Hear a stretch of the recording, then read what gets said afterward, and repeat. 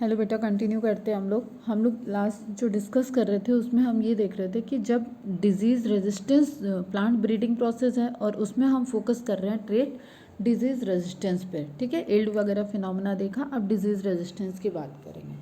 ठीक है, तो another major cause for large scale destruction of crop plant and crop produce is insect and pest infestation. अगर हम बहुत ज़्यादा देखें तो किस तरीके से अगर हमने कोई हाइब्रिड मेथड या ब्रीडिंग से क्रॉप की यील्ड बढ़ा ली है, ठीक है, प्रोडक्टिविटी बढ़ा ली है और उसकी न्यूट्रिटिव वैल्यू भी बढ़ा ली, लेकिन अगर हम उसको इंसेक्टिसाइड से या पेस्टिसाइड से रेजिस्टेंस के पावर नहीं डालते तो हो सकता है ऑल ऑफ सडन कोई इंसेक्ट का अटैक या किसी पेस्ट के अटैक से वो प्लांट ग्रो नहीं कर पाए। ठीक है उसकी यील्ड है, उसकी प्रोडक्टिविटी, लेकिन वो सर्वाइव ही नहीं कर पाया तो कैसे वो प्रोड्यूस करेगा। इसलिए this is again one of the major important concern about the when we talk about the enhancement of plant crop. Another major cause for large scale destruction of crop plant and crop produce is insect and pest infestation. Insect resistance in host crop plant may be due to morphological. अब हमें यहाँ पे याद रखना है बेटा कि point बनाना है, ये मॉर्फोलॉजिकल होता है, एक्सटर्नल फीचर से हो सकता है, एंड इंटरनल बायोकेमिकल कंपोजिशन और फिजियोलॉजिकल जो उसकी प्रोसेस है कैरेक्टरिस्टिक्स उससे भी डिपेंडेंट हो सकता है। क्लियर है बेटा, रेजिस्टेंस होना चाहिए। रेजिस्टेंस के लिए फीचर क्या है, एक्सटर्नली उसके कुछ अपीयरेंस में हो सकता है ऐसा हो, या उसके अंदर से कोई ऐसा बायो केमिकल रिलीज हो रहा हो जो टॉक्सिक रिपेलेंट की तरह हो, उसकी फ्रेगरेंस ऐसी हो, स्मेल हो, ऑर्डर हो ऐसी कि उसकी वजह से रिफ्लेक्शन है वॉट एवर, लेकिन उस क्रॉप को इंसेक्ट या पेस्ट हार्म नहीं पहुंचा पाए। तो we include all this phenomena into resistance power. Clear है, तो biochemical nature, morphological nature, biochemical nature and physiological characteristics such as hairy leaves. अगर किसी लीफ पे स्मूथ क्यूटिकल की जगह हेयरी अपीयरेंस है तो जब भी उसके सरफेस पे कोई इंसेक्ट इंटरेक्ट करेगा उस पर तो उसको थोड़ा सा अनकंफर्टेबल फील होगा, अनकंफर्टेबल रहेगा वो उसके लिए, तो वो वहाँ पे अटैक ही नहीं करेगा। वहाँ पे कैसे अपने माउथ से पेनिट्रेट करेगा या वॉट एवर, उससे पहले ही उसको जो कवरिंग है हेयर की उससे इंटरेक्ट करना पड़ेगा। सेम वे में आप अलग अलग समझ सकते हो कि कहीं पे स्पाइंस प्रेजेंट हैं या वॉट एवर, ठीक, जो उसको अनकंफर्ट करे, वो एक तरीके की प्रोटेक्टिव लेयर वहाँ पे प्रेजेंट है, या म्यूसिलेजिनस की लेयर या स्लाइमी लेयर कुछ ऐसा किसी प्लांट में प्रेजेंट है जो एक्सटर्नल उसको कवरिंग दे रहा है, तो उस केस में वो क्या हो जाएगा, उसके लिए एक मॉर्फोल एक्सटर्नली जो भी होगा तो वो उसके लिए हो जाएगा बेटा मॉर्फोलॉजिकल रेजिस्टेंस। क्लियर है, hairy leaves in several plants are associated with resistance to insect pest. Example, resistance to jacids insect है in cotton and cereal leaf beetle in wheat. अब ये एग्जाम्पल आपको निकालना है बेटा, ठीक। फर्स्ट जैसिड्स के लिए, सेकंड है cereal leaf beetle in wheat.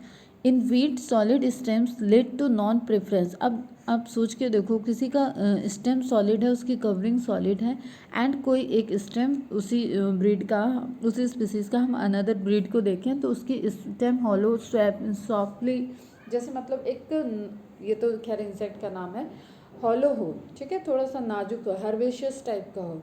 Herbaceous तो वहाँ पे भी है लेकिन कंपैरेटिवली वो क्या होंगे, सॉफ्ट हो, तो उसमें इंसेक्ट को बोर करने में इजी होगा। क्लियर, तो stem solid stem lead to non preference by stem softly. अब जहाँ पे सॉलिड स्टेम है वहाँ पे स्टेम सॉफ्टलाई अटैक नहीं कर पाएगा। तो इस तरीके से आप इसको मार्क करके, मतलब टेबल फॉर्म में ऐसे लिख लेना, पॉइंट फॉर्म में, ठीक है। Stem softly, resistance for hollow, resistance for solid stem. Clear, lead to non preference, that's why solid stems के पास रेजिस्टेंस होगा किसके लिए, स्टेम्स ऑफ लाई के लिए, इसलिए वो उसको प्रिफर नहीं करेंगे, कंपेयर टू वो सॉफ्ट स्टेम की तरफ मूव कर जाएंगे। And smooth lived and nectarless. और क्या फीचर हो सकते हैं कि वो स्मूथ हो, ठीक है, लिव्ड एंड नेक्टर, एक नेक्टरलेस कॉटन वेराइटीज़, अगर देखो अगर किसी प्लांट के फ्लावर के पास नेक्टर नहीं है तो ऑब्वियसली उसको इंसेक्ट को तो पॉलिनेशन के लिए रिवार्ड ही नेक्टर के फॉर्म में है, तो नेक्टरलेस कॉटन की जो वैरायटी है उसको भी अफेक्ट नहीं करेंगे। वहाँ पे इंसेक्ट अट्रैक्ट किस लिए होंगे? इंसेक्ट को थोड़ी पता है कि वो डिजीज़ कॉज करने जा रहे हैं, दे डोंट नो ना कि उनके मैकेनिज्म क्या है। वो तो हम लोग को पता है कि वो अपने फूड हैबिट के चक्कर में फूड यूज़ कर रहे हैं, वो तो अपने न्यूट्रिशन के लिए, अपने सर्वाइवल के लिए वर्क कर रहे हैं। उस सर्वाइवल से हमें अफेक्ट पड़ा, मतलब क्रॉप को अफेक्ट पड़ा कि वहाँ एक डिजीज़ कॉज हो गई। तो अगर उसको नेक्टर नहीं प्रेजेंट है तो वो भी एक तरीके का क्या हो गया? रेजिस्टेंस पावर हो गया। क्लियर है?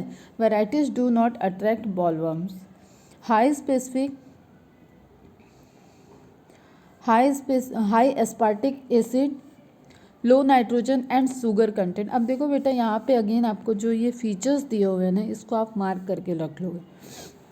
क्या क्या हो गया? एक तो सॉलिड स्टेम वाली बात हो गई, एंड देन नेक्टरलेस की बात हो गई। देन मेज के कंपोजिशन में कह रहा है कि हाई अस्पार्टिक एसिड हाई है, लो नाइट्रोजन वैल्यू है, लो शुगर कंटेंट है। तो उस केस में भी इंसेक्ट क्यों अटैक करेंगे, इंसेक्ट क्यों उसको इन्फेक्ट करेंगे?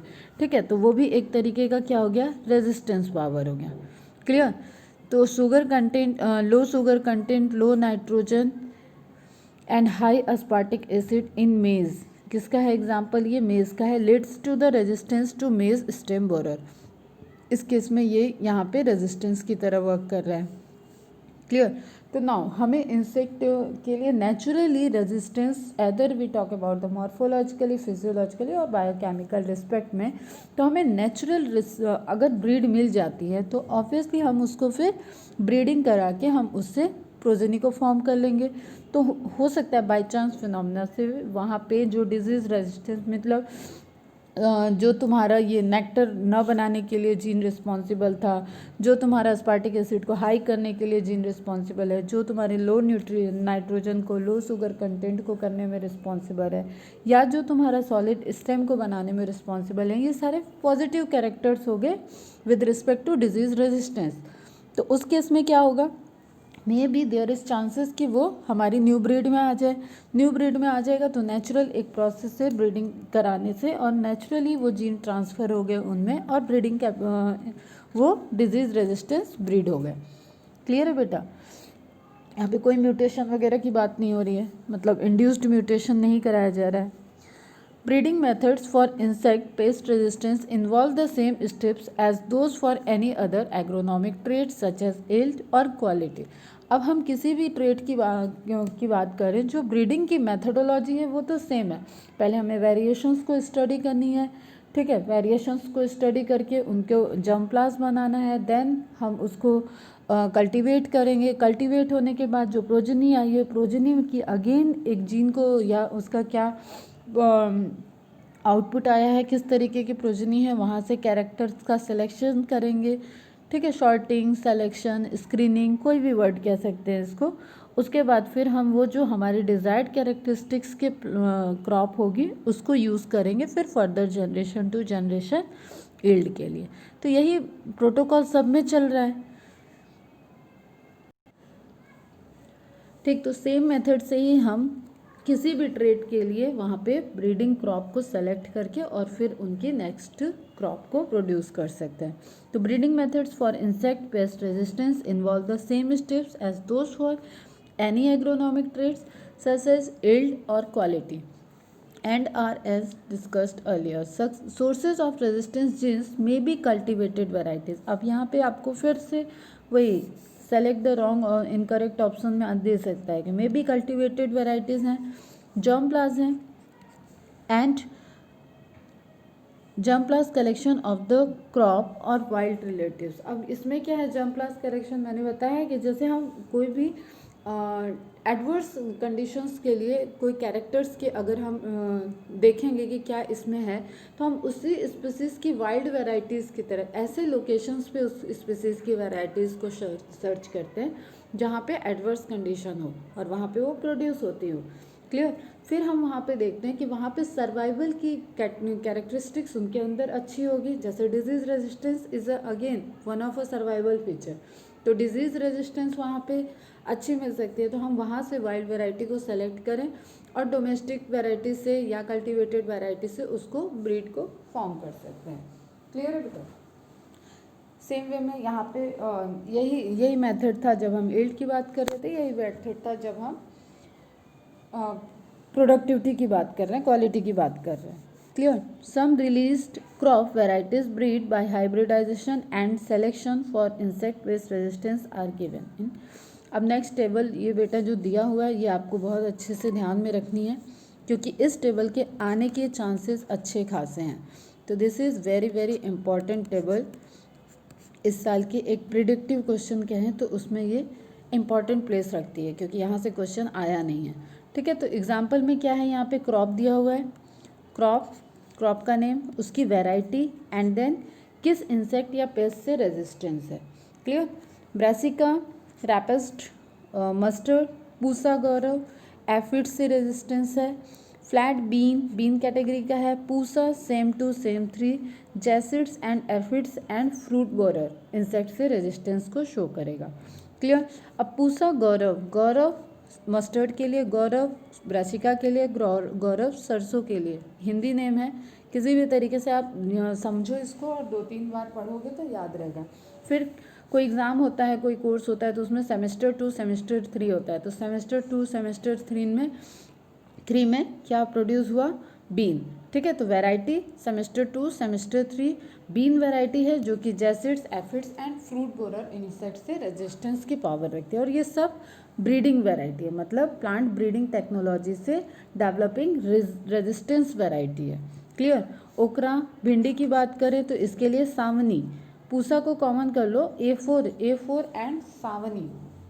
ठीक है, गौरव सेम 2 सेम 3 सावनी A4, बाकी पूसा तो सब में लिखा हुआ है। इंडियन वैरायटी सारी जो यहाँ पे मेंशन है उसमें पूसा कॉमन नेम है। पूसा को आप हटा लो तो वैरायटी गौरव वैरायटी मस्टर्ड की एक ऐसी वैरायटी है जो एफिड से रेजिस्टेंस को शो करती है। सेम 2 सेम 3 बीन की ऐसी वैरायटी है जो jassid, aphid and fruit borer से रेजिस्टेंस पावर शो करती है। एंड सवानी एंड A4 ऐसी वैरायटी है जो भिंडी की वैराइटीज़ हैं। And shoot and fruit borer in insect से रेजिस्टेंस है शो करेंगे। बोरर क्या हुआ? जो इनको बोर कर देते हैं ना, छेद जैसा बना देते हैं। हम लोग लाते हैं ना भिंडी वगैरह, देखते हैं तो उसमें कीड़े रहते हैं अंदर। ठीक है, तुम्हें इसमें भी दिख जाते हैं, मतलब किसी भी क्रॉप में देखो तो मोस्ट ऑफ द क्रॉप में तुम्हें लौकी वगैरह में भी दिख जाएंगे। कई क्रॉप में तुम्हें भिंडी जैसे एग्जांपल में अभी मुझे वही याद आ रहा है, मटर में दिख जाएंगे बोर किए हुए। जो भी बीन्स वाले हैं उसमें भी बोरर्स दिख जाते हैं। क्लियर? तो इस तरीके के अटैक जो बोर एक छेद जैसा बना के और उसके अंदर फिर इंसर्ट होके फीडिंग करते हैं, तो उसको बोरर कैटेगरी का कहते हैं। क्लियर है यहाँ तक? ठीक, अब हम देखें तो प्लांट ब्रीडिंग जो अभी तक की बात हुई, ये किस चीज़ की बात हो रही थी? यील्ड बढ़ाने के लिए, प्रोडक्टिविटी हाई करने के लिए, मतलब वही एक ही बात है, प्रोडक्टिविटी हाई करने के लिए टाइम स्केल कम हो जाए, यील्ड अच्छी मिले। ठीक, now we learn about the quality. उसकी न्यूट्रिटिव वैल्यू क्या है इसके बारे में, या इसके लिए कैसे मेथड्स यूज़ कर सकते हैं, वो सब हम यहाँ पे अब देखेंगे। क्लियर है बेटा? Nutritive value is very important कि फूड क्वालिटी कैसी है। क्वांटिटी में हमने 2 एकड़ ज़मीन में हमने खूब टन प्रोड्यूस कर लिया वीट, और उसकी क्वालिटी ही नहीं है, तो it doesn't make any sense. आप उस तरीके के फूड को, उस तरीके को लेके आप सिर्फ बिजनेस चला सकते हो, लोगों को न्यूट्रिटिव वैल्यू नहीं पहुंचेगी। तो it is again important to improve the food quality. Now more than 840 million people in the world do not have adequate food to meet their daily food and nutritional requirement। अब एक होती है बेटा concept है कि एक हम खाना खाते हैं भूख मिटाने के लिए, ठीक है, एक हम खाना खाते हैं कि हमारा न्यूट्रिटिव डाइट कंप्लीट हो। ठीक है, सुने होगे तुम लोग, इनका डाइट प्लान ऐसा है, इनका डाइट प्लान ऐसा है, ये ऐसे एथलेटिक्स ऐसे डाइट प्लान रखते हैं, फिल्म स्टार्स ऐसे डाइट प्लान बनाते हैं, बहुत सी चीज़ें सुना होगा। तो what do you think about the diet plan? Simple सी चीज़, ऐसा हमारा डाइट प्लान हो जिससे हमें मल्टीपल सप्लीमेंट्स मिल जाएं, ठीक है, सारी न्यूट्रिटिव वैल्यू हमारे अंदर जाए, उसमें कार्ब्स भी आ जाएगा, उसमें प्रोटीन्स भी आ जाएंगे, उसमें मिनरल्स भी आएंगे, उसमें विटामिन्स भी आ जाएंगे, उसमें जो भी हमारी बॉडी की रिक्वायरमेंट है माइक्रोन्यूट्रिएंट सब कुछ उसके अंदर होने चाहिए, विटामिन्स वगैरह भी होने चाहिए। अदरवाइज जो चीज़ नहीं पहुंचेगी उसकी डेफिशिएंसी से रिलेटेड जो भी डिजीज़ होगी उससे हम सफ़र करेंगे।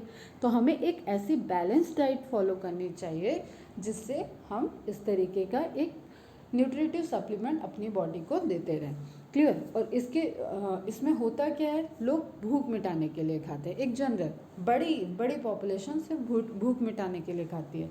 क्या खाएंगे, दाल रोटी खा लिया, सब्जी रोटी खा लिया, चावल दाल खा लिया, ठीक है, चावल सब्जी खा लिया, दिन भर में एक भी फ्रूट्स लिए या नहीं, एक एक हफ्ते में फ्रूट्स लिए नहीं, कभी ड्राई फ्रूट्स लिया या नहीं, ठीक है। कुछ लोगों को, जिनको मैंने बताया ना, मोस्ट ऑफ द पीपल जिनके एक तो नॉलेज नहीं है या जिनके रीच में भी नहीं है ये सारी चीज़ें कि वो डेली इस तरीके से एक अपना परचेस कर सके, खरीद सके कि उसमें फ्रूट भी हो, उसमें ड्राई फ्रूट्स भी हो, उसमें दालें भी हो, उसमें मतलब अगर नॉनवेज हैं तो नॉन वेजिटेरियन भी चीज़ें हो, इस तरीके की मल्टी न्यूट्रिएंट वैल्यू सप्लीमेंट वाली डाइट नहीं होती है लोगों की जनरली। हम कैसे खाते हैं कि अपना पेट भरा और हाँ हमने तो खाना खा लिया और हम सोचते हैं हमारे अंदर सब कुछ आ गया, बट नहीं होता है। Being a science knowledge student हमें पता है कि जो फुलफिलमेंट नहीं हुई, जिस सप्लीमेंट की फुलफिलमेंट नहीं हुई है उससे रिलेटेड डिफिशियंसी कॉज होगी, ठीक है। जैसे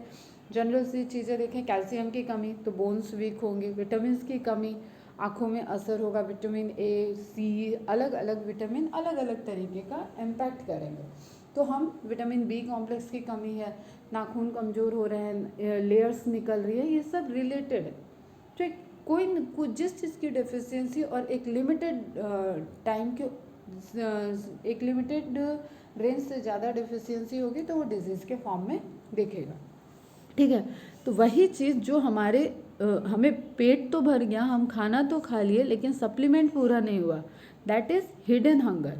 हमें क्या चाहिए था, हमने वो खा लिया, हमें भूख लगी थी, हमने खाना खाया, पिज़्ज़ा खाया, बर्गर खाया, ना अब तो सोने का टाइम हो गया, सो जाएंगे। नहीं, हमारे शरीर की, हमारे बॉडी की भी एक नीड थी, एक बॉडी को जो न्यूट्रिएंट सप्लीमेंट चाहिए था वो फुलफिल नहीं हुआ, तो फिर क्या हो गया, वही हो गया हिडन हंगर, जिसकी डिफिशियंसी हो गई। क्लियर है बच्चा। A far greater number 3 billion people suffer from micronutrients, protein and vitamins deficiency or hidden hungers because they cannot afford to buy enough fruit, vegetables, legumes, fishes and meat. Diets lacking essentials micronutrients, particularly iron, vitamin A, iodine and zinc, increase the risk for disease, reduce lifespan and reduce mental abilities. इन सभी चीज़ों की अगर supplement नहीं proper है तो वो person धीरे धीरे उसकी बॉडी मल्टीपल टाइप की डिजीज़ के लिए एकदम प्रॉन बॉडी हो जाएगी, बहुत आसानी से उसको इन्फेक्शन लग जाएगा, बहुत आसानी से उसको कोई भी चीज़ को जो डिफिशियंसी है उससे रिलेटेड उसको वीकनेस वगैरह फील होंगी। नाउ एक टर्म है बायोफोर्टिफिकेशन, ठीक है। मतलब बायोफोर्टिफिकेशन, बायोलॉजिकली हम फोर्टिफाई कर दें, इन्हेंस कर दें, न्यूट्रिटिव वैल्यू को इन्हेंस कर दें। क्लियर। तो breeding crops with higher levels of vitamins and minerals और higher proteins and healthier fats. हर चीज़ हमारी बॉडी में मैन्युफैक्चर नहीं होता, विटामिन्स हमारे बॉडी में मैन्युफैक्चर नहीं होते, तो हमें इन्हें सप्लीमेंट के ही फॉर्म में लेना होता है। Clear. Breeding crops with higher level of vitamins and minerals और higher protein and healthier fats is the most practical means to improve public health. हम अगर ऐसी क्रॉप बनाएंगे, ऐसी क्रॉप बनाएं जिससे मिनरल न्यूट्रिशन फुलफिल हो रहा है, तभी हम ह्यूमन वेलफेयर के लिए इन्हेंस कर पाएंगे क्वालिटी के पॉइंट ऑफ व्यू से। Breeding for improved nutritional quality is undertaken with the objective of improving protein content। अब मेज़र हम क्या क्या बढ़ा सकते हैं उसमें, protein, oil content, fat content, vitamin content, micronutrients and mineral content, जिनकी प्रोडक्शन, जिनकी मैकेनिज्म हमारे इनबिल्ड नहीं है या है और वो प्रोड्यूस उस अमाउंट में नहीं हो रहा है, उन सब चीज़ों को हम एक्सटर्नल सप्लीमेंट से फुलफिल करते हैं। क्लियर? तो इसके लिए पहले तो ये अवेयरनेस होनी चाहिए कि बॉडी को रिक्वायरमेंट्स किस किस चीज़ की है, मिनरल्स, प्रोटीन, फाइबर, एंटीऑक्सीडेंट, सभी चीज़ बॉडी में जाना चाहिए एक सर्टेन अमाउंट तक, तब हमारी बॉडी प्रॉपर फंक्शनिंग करेगी। In 2000, maize hybrid that had twice the amount of amino acid lysine. अब अगेन बेटा ये आपको डेटा दिख रहा है यहाँ पे, तो क्वेश्चंस बनने के इसके अच्छे चांसेस हैं। ठीक है, क्या कह रहा है ये?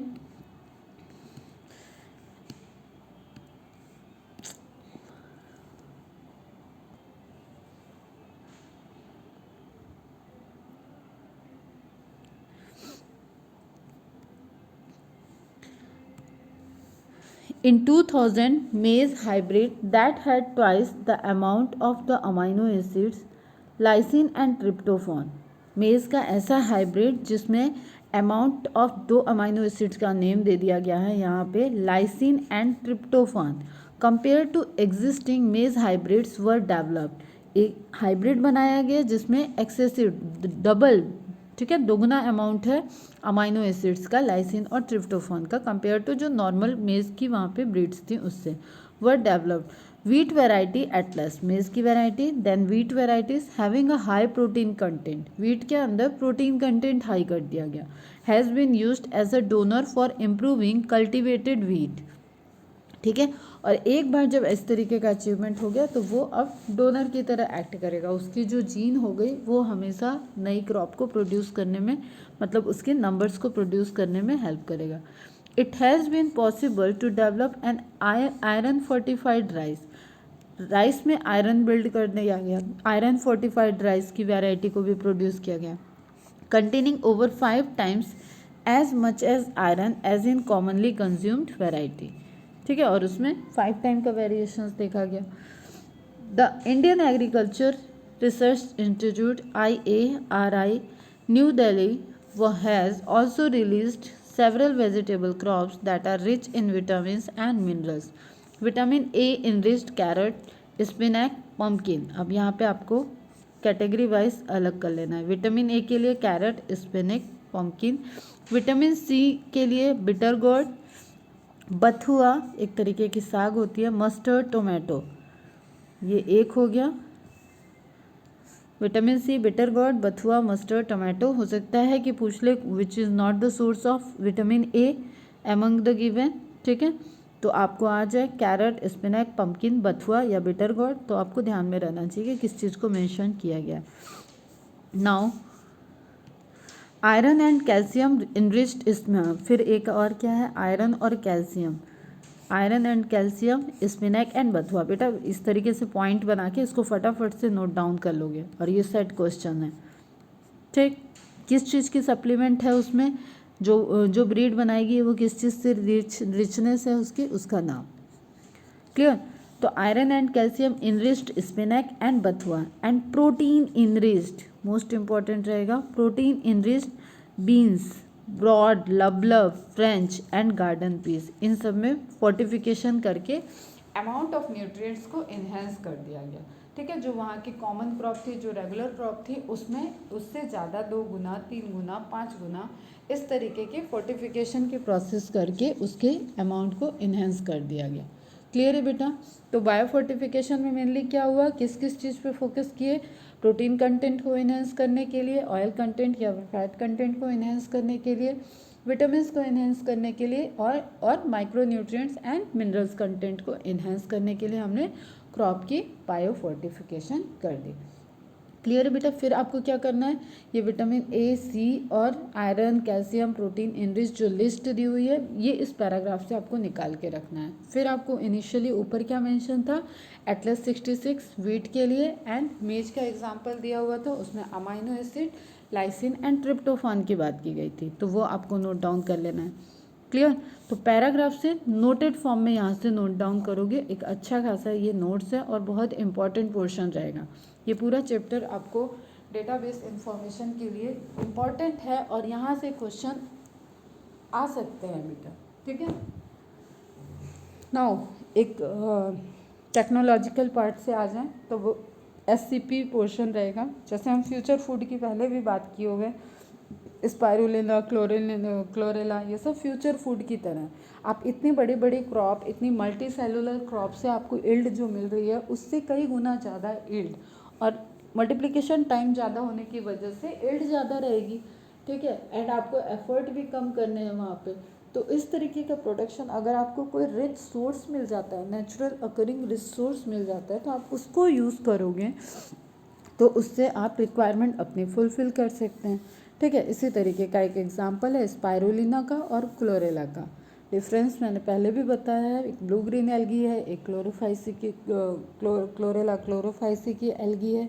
दोनों ही प्रोटीन रिच है, दोनों स्पेस ट्रैवलर में यूज़ होती है। तो conventional agriculture, production of cereals, pulses, vegetable, fruits may not be able to meet the demand of food. अब यहाँ पे क्या फोकस किया जाएगा कि एक सिंगल सेल से आप क्या जो डिमांड चाह रहे थे वो फूड अगर सप्लीमेंट मिल रहा है या जनरेट हो रहा है तो हम उस पर शिफ्ट कर सकते हैं, क्योंकि उसके लिए हमें इतना एग्रीकल्चर कल्टीवेशन में इतनी ज़्यादा एफर्ट की ज़रूरत नहीं है।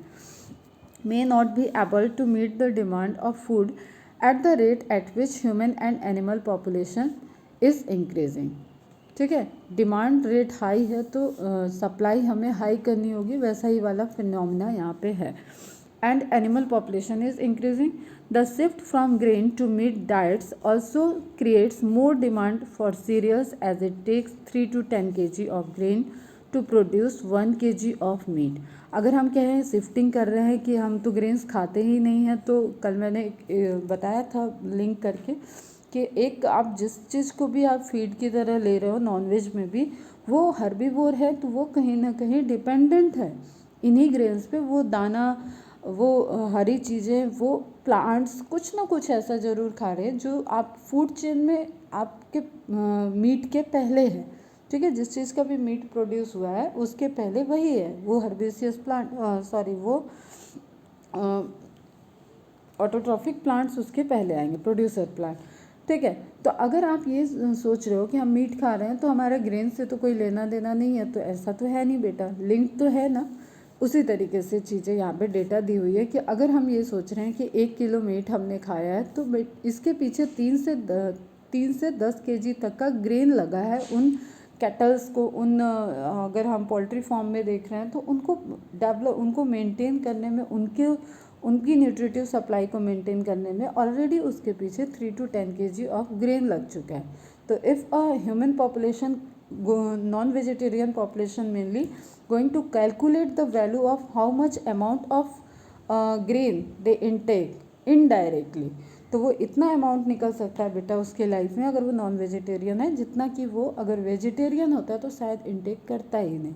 क्लियर। इसका एक इमेज मैंने ऐड किया था, जस्ट वेट।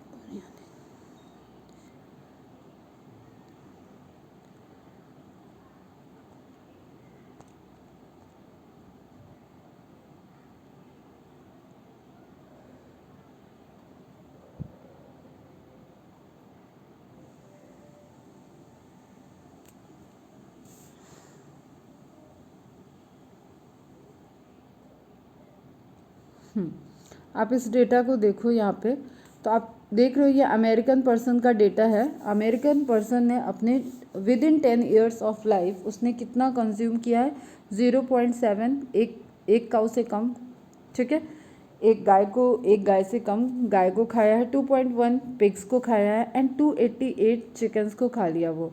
अब इन सब के पीछे ये सब कहीं ना कहीं ये सब हर्बीवोर हैं, ये कहीं ना कहीं हमारे प्रोड्यूसर से रिलेटेड हैं, ठीक है। तो इनके पीछे ऑलरेडी इतना अनाज लग चुका है कि जैसे अगर 1 kg इसने मीट खाया तो इसके 1 kg को प्रोड्यूस होने के लिए, ठीक है, इसके 1 kg मीट को फॉर्म होने के लिए 3 to 5 kg हम ले लेते हैं, 10 kg तक नहीं जाते तो भी 3 to 5 kg अनाज इसने खा लिया, और इसने 1 kg खरीदा, ये घर आ गया। तो ये भी तो हिडन में ये भी लेके आ रहा है ना, इसको भी तो कंज्यूम किया इसने। अगर ये कंज्यूम ही नहीं होता तो जो मीट खरीदने जा रहे हो वो बनता ही नहीं, वो बनता नहीं तो तुम उसको खरीदते क्यों। तो वही चीज़ है कि रिलेशनशिप ऐसा है कि ऐसा नहीं है कि ग्रेन डाइट से या वेजिटेरियन डाइट से कोई शिफ्ट कर गया तो वो वेजिटेरियन क्रॉप उसको रिक्वायरमेंट नहीं है, this is hidden. Clear? 1 kg of meat by animal farming. Can you explain this statement in the light of your knowledge of food chain? You can explain, और अभी explain हो भी गया। More than 25% of the human population is suffering from hunger and malnutrition. हमें पता है कि ये जो हमने डाइट की बात की अभी, जब हम लोग डाइजेस्टिव सिस्टम या कहीं पढ़ रहे थे तो मैंने एक एग्जांपल दिया था कि जापान के लोग जो थाली वेज या जो भी खाना खाते हैं जाते हैं तो फिर वो उसमें रैम्बो क्रिएट करते हैं, मीन्स मल्टी कलर की डाइट लेते हैं। वो मल्टी कलर डाइट कैसे होगी? आप उसमें फ्रूट्स रख लो, आप उसमें पल्सेस रख लो, आप उसमें ड्राई फ्रूट्स रख लो, एक वेरिएशन सैलड क्रिएट कर लो, तो उससे आपको डिफरेंट नेचुरल अगर, ये नहीं कि वो 7 रंग की डाइट को कलर करके वो खाने को कलरफुल बना लिए और आर्टिफिशियल कलर ऐड करके, आई डजेंट मीन दैट, ठीक है, उसकी बात नहीं कर रहे। सिंपल सी चीज़ क्या है कि उनकी थाली में, उनकी जो प्लेट है उस प्लेट में इतने वैरायटीज़ के फूड हैं पिगमेंटेड कि वहाँ पे वो डिफरेंट रिसोर्सेज को ले रहे हैं, ठीक है, वो फ्रूट से, वो वेजिटेबल से, वो सैलड, डिफरेंट सैलड से, ठीक है, जूसेस से, वो अलग अलग सप्लीमेंट को लेते हैं। क्लियर? तो अगर जहाँ पे ये नहीं है तो वहाँ पे क्या होगा? Hunger and malnutrition. One of the alternate source of protein for animal and humans nutrition is single cell protein. Microbes are, SCP का फुल फॉर्म ध्यान में रखना बेटा, microbes are being grown on an industrial scale as source of good protein, जिसका example है यहाँ पे दिया हुआ है blue green algae. Spirulina can be grown easily and material like waste water अब from potato processing plant containing on ये कहाँ ग्रो कर रही है बेटा? Waste water from potato processing plants containing starch, इसको इसके फीड के लिए रिसोर्सेज मिल रहे हैं। Straw, molasses, animal manure and even sewage to produce large quantity and can serve as food rich in protein. हम फिर से देखो, वेस्टेज ह्यूमन जिस तरीके का उसका रूटीन है बेटा, उससे वेस्ट तो क्रिएट हो रही है, वेस्ट क्रिएट हो रहा है। अगर हम इस वेस्ट को किसी तरीके से रिसाइकल करके यूजेबल बना दें तो हम कितना भी वेस्ट क्रिएट करते रहें और उसको रिसाइकल करके यूजफुल फॉर्म में चेंज करते रहें, तो ये एक साइकिल मेंटेन हो सकती है। क्लियर? सारे वेस्ट मैनेजमेंट के पीछे ये जब हम इन्वायरमेंटल इश्यूज़ में देख रहे थे वेस्ट को, सॉलिड वेस्ट, ये वाटर वेस्ट हम लोगों ने देखा, तो वहाँ पे हम देख रहे हैं लिक्विड वेस्ट वगैरह में कि किस तरीके का इम्पैक्ट है। अगर वेस्ट को हम रिसाइकल कर दें तो हम यूज़ कर सकते हैं, ठीक है। इसी तरीके का क्या है कि ये एक वेस्ट की सीरीज़ दी हुई है, उस वेस्ट में ब्लू ग्रीन एल्गी स्पाइरुलिना को ग्रो करा के फिर वहाँ से एक्सट्रैक्ट करा के और उसको ड्राई अप करके फिर उसकी पैकेज पाउडरी फॉर्म में कन्वर्ट करके उसकी टैबलेट बना लो, उसके पाउडर बना लो और फिर उसको पैकेजिंग करके आप मार्केट में सप्लाई कर रहे हो, ठीक है। टैबलेट्स आती हैं इनकी, तो हम क्या यूज़ किए उसके लिए? वेस्टेज। अब वेस्टेज हमेशा ही फॉर्म होंगे, तो इस तरीके से हम एक रिसाइकल वे में प्रोटीन रिच फूड को जनरेट कर रहे हैं जो कि नेचुरल है, ठीक है। वो नेचुरल ग्रो कर रहा था, बस हमने उसके लिए हैबिटेट बना लिया। Serve as food rich in protein, minerals, fat, carbohydrate and vitamin. तो इस तरीके के हम वेस्टेज में और भी इनरिच क्वालिटी के जो फूड, इस तरीके के रिसोर्सेज हैं, ऐसी क्रॉप्स जनरेट करते हैं, क्रॉप कह लो या ऐसे रिसोर्सेज जनरेट कर सकते हैं जो कि हमारी क्रॉप को रिप्लेस करेगा या हमारी जो डिमांड है उसको फुलफ़िल करने में हेल्प करेगा, क्योंकि इट इज़ नॉट पॉसिबल कि we fulfil the demands in future by the using only agriculture technology. Clear? Incidentally such utilization also reduces environmental pollution. अब सेम वे में, अब ये एक दूसरे से रिलेटेड हो गया ना, वेस्ट और साइक्लिंग होके ये यूजेबल जो प्रोडक्ट बन रहा है, तो ओवरऑल क्या हो रहा है? इन्वायरमेंटल पॉल्यूशन भी इससे रिड्यूस होगी। certain bacteria like methylophilus, methylotrophus, एक ही बैक्टीरिया बेटा, methylophilus, methylotrophus, because of high rate of biomass production and growth can be expected to produce 25 tons of protein. अब एक ऐसा बैक्टीरियल स्पीसीज है जो प्रोड्यूस कर दे रहा है biomass high rate of biomass production, मतलब उसका मल्टीप्लिकेशन रेट हाई है और उसकी जो फिजियोलॉजी है उसके अकॉर्डिंग वो प्रोटीन्स को जनरेट कर रहा है। तो वो कितना हाई अमाउंट को रिप्लेस कर दिया, 25 टन ऑफ प्रोटीन्स को वो फॉर्म कर रहा है। तो ये क्या हो गया, रिप्लेसमेंट ऑफ लेग्यूम्स हो गया। In future we replace the legumes. The fact that edible mushroom, फिर एडिबल मशरूम की बात करें तो mushroom cultivation is a very good and low skill, एक लो बजट पे आप इस बिजनेस को स्टार्ट कर सकते हैं। And yield is always benefited, मतलब प्रॉफिट में ही इल्ड होगी, क्योंकि जो इसका कहें कि इनपुट कितनी कॉस्ट लगानी पड़ती है, कितना एरिया चाहिए, वो सब बहुत मिनिमम है। टेक्नोलॉजी होती है, ट्रेनिंग्स होती हैं, उसको यूज़ करके मशरूम को कल्टीवेट करा सकते हैं। एंड एक कम जगह पे, कम स्पेस पे आपको कोई ऐसी इंडस्ट्री खड़ी करने की ज़रूरत नहीं है, आप मशरूम कल्टीवेट करा सकते हो। और इनकी सेल अच्छी खासी वैल्यू है। हम लोग भी जब होटलों में जाके ऑर्डर करते हैं तो वी कैन सी कि मशरूम की प्राइस, पनीर की प्राइस, सब में कितना वेरिएशंस है और अच्छे प्रोडक्ट में आते हैं। तो अब किसी चीज़ की डिमांड है, कोई चीज़ महंगा है और आप उसकी सप्लाई दे रहे हो, तो obviously you will become a good and successful businessman. Clear है बेटा यहाँ तक? फिर हमें देखना है थोड़ा सा, ये ज़रूर ध्यान में रखना स्पाइरुलिना और क्लोरेला में डिफरेंसेस, क्योंकि हमें क्वेश्चंस अटेम्प्ट करने होंगे। तो क्वेश्चंस में स्पाइरुलिना क्लोरेला किस तरीके से पूछा हुआ है। साइनोबैक्टीरिया की बात होगी तो we will go for spirulina, chlorella की एल्गी की बात होगी तो we will go for chlorella. दोनों स्पेस ट्रैवलर की में यूज़ होते हैं, लेकिन मोर एफिशिएंट अगर आप देखें जिसको ज़्यादा प्रोमिनेंट यूज़ कर सकते हैं, that is chlorella. Clear? Belongs to the family micro, अब ये फैमिली वगैरह की बहुत रिक्वायरमेंट नहीं है, एक बार पढ़ लो। Belong to the family chlorellaceae, genus की भी बहुत रिक्वायरमेंट नहीं है, या याद रख सकते हो। आर्थ्रोस्पाइरा स्पाइरुलिना के लिए, एंड क्लोरेला साइंटिफिक नेम आ जाएगा बेटा। फिर fresh water, warm water, spirulina का जैसे कल्टीवेशन करना हो ना, तो यहाँ पे थोड़ा सा सॉल्ट कंसंट्रेशन और वार्म वाटर, इस तरीके का कंटेंट, एक हैबिटेट प्रिपेयर करना पड़ता है। क्लोरेला का cultivation is easier than spirulina.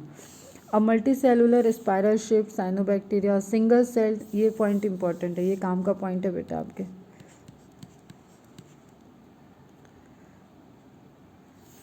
ठीक है, यहाँ मल्टी सेलुलर से रिलेटेड कि आपका वो गैदरिंग में रहेगी, मतलब ग्रुप में रहेगी। एग्जैक्टली ये मल्टी सेलुलर तुम्हारा मल्टी सेलुलर वाला नहीं है, साइनोबैक्टीरिया है तो वो सिंगल सेल्ड ही होगा। 100 टाइम्स लार्जर दैन क्लोरेला, एक सिंगल सेल लार्जर साइज की है। Can be up to 2 to 10 micrometre in diameter. Less amount of chlorophyll, contains 10 times higher chlorophyll content, lacks a cellulose cell wall, contain a hard cellulose. अब ये plant और cyanobacteria वाला difference में आ जाएगा। Lower in calories, higher in calories, ये again important point है बेटा। दोनों के कंपैरिजन में कैलोरी वाइज अगर कंपेयर किया जाए तो क्लोरेला की कैलोरी हाई रहती है। ठीक, एंटीऑक्सीडेंट के फॉर्म में भी क्लोरेला जीतेगा। दोनों की प्रोटीन कंटेंट ऑलमोस्ट सेम रहता है, लिखा हुआ है मे बी रिच इन, लेकिन मैंने बहुत सारे इसके लिए लिटरेचर्स देखे तो दोनों का प्रोटीन कंटेंट ऑलमोस्ट सेम है।